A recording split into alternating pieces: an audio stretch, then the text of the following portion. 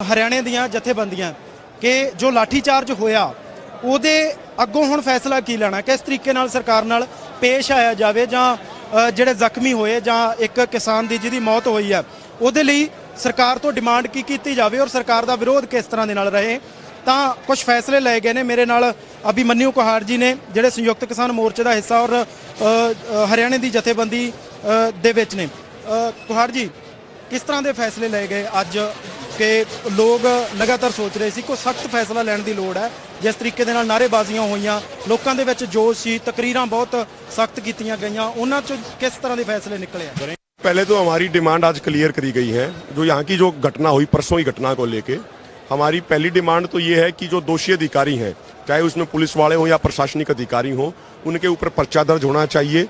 उसके साथ साथ जो हमारे किसान भाई शहीद हो गए हैं उनको मुआवजा दिया जाना चाहिए, उनके परिवार को 25 लाख का और एक सदस्य को नौकरी दी जानी चाहिए।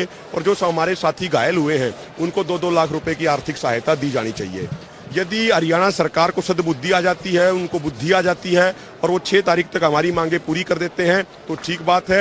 अन्यथा 7 तारीख को हरियाणा के कोने कोने से हरियाणा का एक एक बच्चा, हरियाणा की एक एक महिला, हरियाणा के एक एक बुजुर्ग 7 तारीख को करनाल की अनाज मंडी में इकट्ठा होंगे और उसके बाद 7 तारीख को करनाल के सेक्रेटेरिएट का अनिश्चितकालीन समय के लिए घेराव किया जाएगा।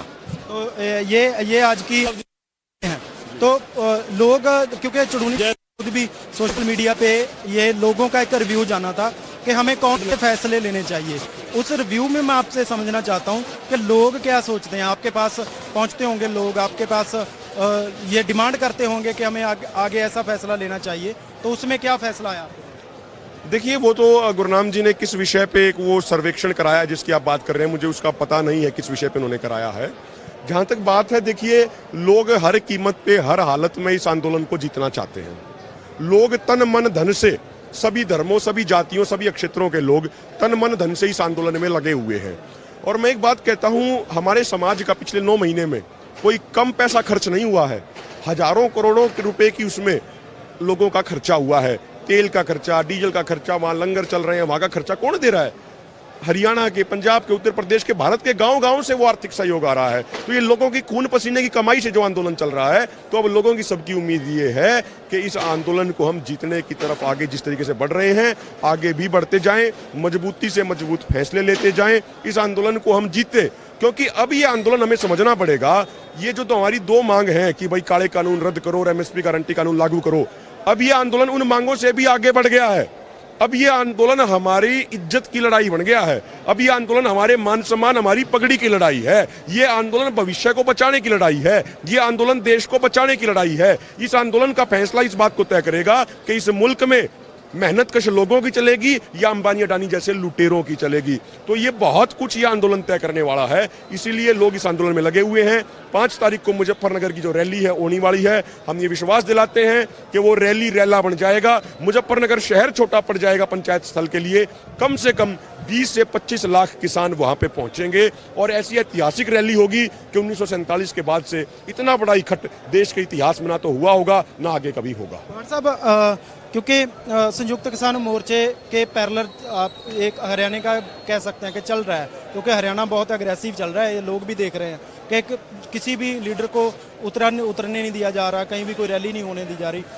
संयुक्त किसान मोर्चे के सामने कैसी बात रखेंगे, क्योंकि आप संयुक्त किसान मोर्चे की मीटिंग में जाते हैं, और कैसी बात रखेंगे उनके? देखिए, ये कहना ठीक नहीं है कि कोई हरियाणा का कोई पैरेलल बनाया जा रहा है, ऐसी बात नहीं है। पंजाब की जो 32 जथेबंदी है वो भी लगातार अपनी मीटिंग करते हैं, तो उसको तो कभी हमने ना ये कहा ना हम कहेंगे कि वो कुछ पैरेलल चला रहे हैं। भाई, उनका अपना एक स्टेट लेवल का अपना एक कोऑर्डिनेशन है। इसी तरीके से आज ये बात तय करी गई है कि हरियाणा के भी सभी संगठनों को एकजुट किया जाएगा, उनकी भी कंटिन्यूअसली मीटिंग्स हो ताकि हरियाणा का कोऑर्डिनेशन अच्छे तरीके से हो सके। इसमें इस तरीके से नहीं लेना चाहिए कि कोई हम पैरेलल में खड़ा कर रहे हैं, बिल्कुल नहीं। हम सारे के सारे संयुक्त किसान मोर्चा के नीचे हैं, संयुक्त किसान मोर्चा का हिस्सा हैं, और जो देश के अलग अलग राज्यों के जो संगठन जुड़े हुए संयुक्त किसान मोर्चा के बैनर तले सबको मिलजुल के ही फैसला लिया जाएगा। हम कोई हरियाणा का अपना कोई अलग से फैसला लेने के वो बात नहीं कह रहे हैं। ठीक है, मैं ये बात कर रहा हूँ कि संयुक्त किसान मोर्चे को कैसा फैसला लेने के लिए बोलेंगे, क्योंकि जी गुरनाम सिंह चुड़ूनी की बात करें तो वो बोलते हैं कि हमें कुछ सख्त फैसले लेने की ज़रूरत है। जैसे आज भी स्टेज पे डिमांड रखी गई है संयुक्त किसान मोर्चे को, ये बोला जाएगा। लेकिन उधर अगर राज्यपाल साहब की बात करें तो वो बोलते हैं कि शांतमयी से चलना जरूरी है। तो इसमें आप कौन सी बात रखेंगे कि सख्त फैसला लिया जाए तो कौन सा, कैसा फैसला? देखिए, बड़ा फैसला भी लिया जाए और शांति भी रखी जाए। ये कोई बात थोड़ी हुई कि बड़ा फैसला लेंगे तो शांति नहीं रखी जा सकती। बड़ा फैसला लेंगे, मिलजुल के लेंगे, सबसे बातचीत करके लेंगे और उसको शांतिपूर्ण भी रखेंगे, संयमित भी रखेंगे। बहुत सारे लोग ये कह रहे थे कि भाई किसान संसद लगेगी तो हिंसा हो जाएगी, मारपीट हो जाएगी, अफरा तफरी मच जाएगी। कोई मारपीट नहीं हुई, कोई अफरा तफरी नहीं हुई। पूरे तरीके से शांतिपूर्ण रखा गया, संयमित रखा गया। रिकॉर्ड तोड़ वो किसान संसद का कार्यक्रम था। जहां तक बात आती है 26 जनवरी की, बार बार घुमा के हमारे ऊपर सुई लगा दी जाती है। अरे 26 जनवरी तो वो जो हिंसा हुई उसके लिए बीजेपी आरएसएस वाले जिम्मेदार है ना, उनकी आप जांच करो। वो जांच अब तक कुछ हुई नहीं है, उल्टा घुमा के हमारे ऊपर सवाल खड़े कर दिए जाते हैं कि भाई आपने 26 जनवरी कर दिया। अरे हमारा कौन सा आदमी था भाई?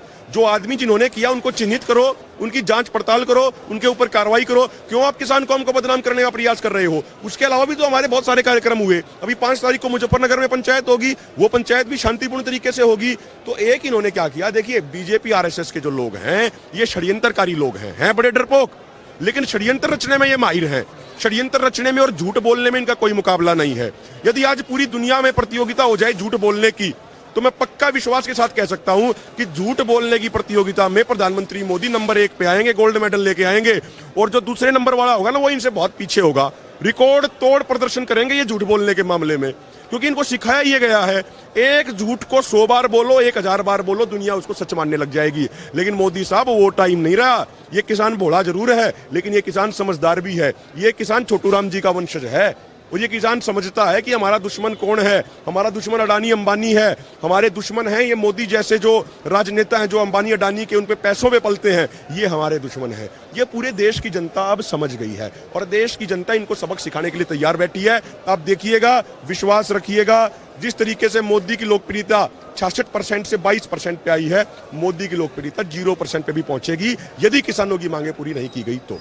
ठीक है, शुक्रिया कहाड़ साहब। ਇਹ ਸਨ ਅਭਿਮਨਿਊ ਕਹਾੜ ਜਿਨ੍ਹਾਂ ਨੇ ਸਿੱਧੇ ਤੌਰ ਤੇ ਚੈਲੰਜ ਕੀਤਾ ਹੈ ਕੇਂਦਰ ਸਰਕਾਰ ਨੂੰ ਕਿ ਤੁਹਾਨੂੰ 3 ਕਾਲੇ ਕਾਨੂੰਨ ਨੇ ਜਿਹੜੇ ਵਾਪਸ ਲੈਣੇ ਪੈਣਗੇ, ਨਹੀਂ ਤਾਂ ਵਿਰੋਧ ਇਸੇ ਤਰ੍ਹਾਂ ਚੱਲਦਾ ਰਹੂਗਾ। ਉਹਨਾਂ ਨੇ ਕਿਹਾ ਕਿ ਸਿੱਧੇ ਤੌਰ ਤੇ ਮੋਦੀ ਸਰਕਾਰ ਝੂਠ ਬੋਲਦੀ ਹੈ, ਕਿਸੇ ਤਰ੍ਹਾਂ ਦਾ ਵੀ षड्यंत्र रचन ਦੇ ਵਿੱਚ ਉਹ ਕਾਮਯਾਬ ਹੁੰਦੇ ਨੇ, ਪਰ ਹੁਣ ਇਸ ਤੋਂ ਅੱਗੇ ਬਿਲਕੁਲ ਵੀ ਕਾਮਯਾਬ ਨਹੀਂ ਹੋਣ ਦਿੱਤਾ ਜਾਏਗਾ।